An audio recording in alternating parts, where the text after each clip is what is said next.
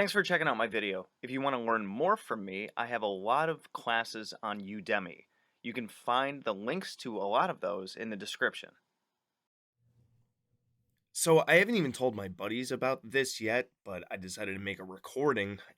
Anyways, it's like 4 something, no, 5 o'clock in the morning, and I just tested positive for the bug yesterday. But I don't feel that bad. If I sound a little hoarse, that's why. So I'm probably gonna make an addendum to my Powers of Marduk book, and I'll just like edit it in the pages and then, put it up where it's listing on Amazon. You can check that down in the link in the description, by the way, if you want to go to my website and whatnot, or through my link tree. But so research shows that just thinking about your goal of where you want to get, right? Like if I wanted to climb Mount Everest, research shows that just picturing myself on top of Mount Everest doesn't exactly help me get there. And now, why is that? That's because if all we're doing is thinking about the goal, then we are putting all of our energy into that. And what if we run into setbacks and problems and, bumps in the road and stuff? Well, we didn't think about those, did we? We didn't plan for those, did we? No. So the idea is if all we're doing is thinking about the goal, then that's actually kind of holding us back from achieving it because we're not planning around for, things around corners. Like if you're going on a road trip and you don't of course nobody really anticipates having problems like, a flat tire or a dead battery or any of that other kind of stuff. But let's say you're going on a really, really long road trip. Let's say you have one of those remote starters or what is it? Like a charge box for a dead battery or, a spare tire. So if you didn't plan for those kinds of things, what happens if you get a flat tire? Or what happens if you get a dead battery? Yeah, there's other ways to fix that, but the easiest way would be a charge box and a spare tire, right? Speaking of which, I just had to replace my car battery, which is not fun. Um, died on me at the end of a work day, like not at like 9:30 at night when it was cold outside. It was no fun. Anyways, dry throat because of the bug. You guys get it.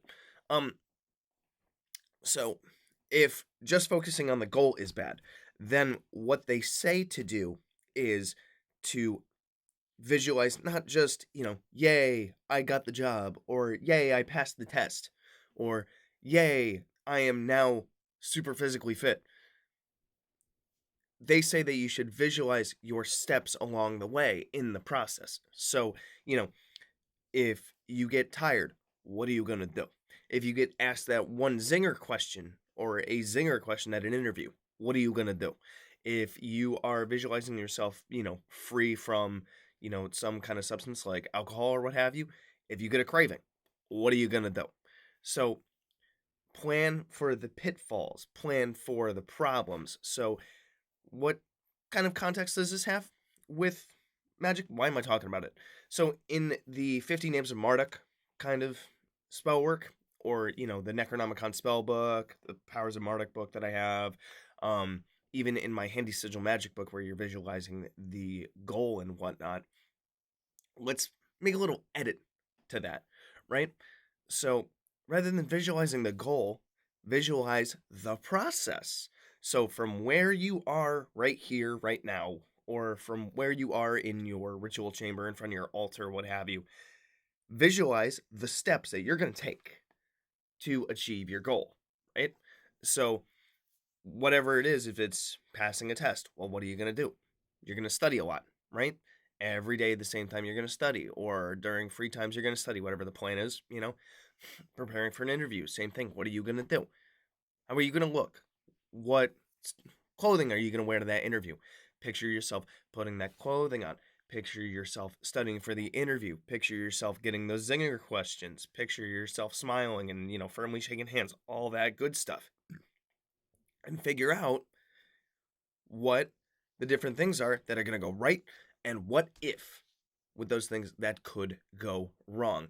So that way, along the way from where you are to your goal, when you run into a bump in the road or a pit stop or what have you, you're like, nope, I planned for that. So now I can execute it with less anxiety, less using energy, and more effectiveness, for lack of a better term.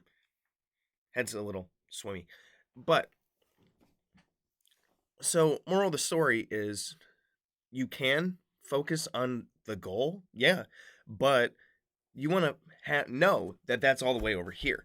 What you need to do is picture all the things that could happen along the way that aren't necessarily the best things.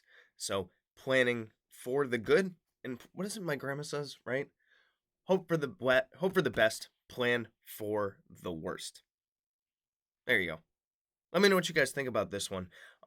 Give it a shot the next time that you do some spell work when you're visualizing with stuff. So think about where you want to be, but how are you going to get there and visualize all of it. Good hunting. Thanks for checking out my video. If you want to learn more from me, you can check the description where I've got my link tree that can lead you to all of my books, my classes, my website, and a whole bunch more information if you want to take a deep dive into magic. If you want to learn with me, you can take my classes. We could do one-on-one mentoring. I'm also going to be doing live classes. If you want magic for hire, I've got that down there too with my Etsy shop. So check that out and let's get connected.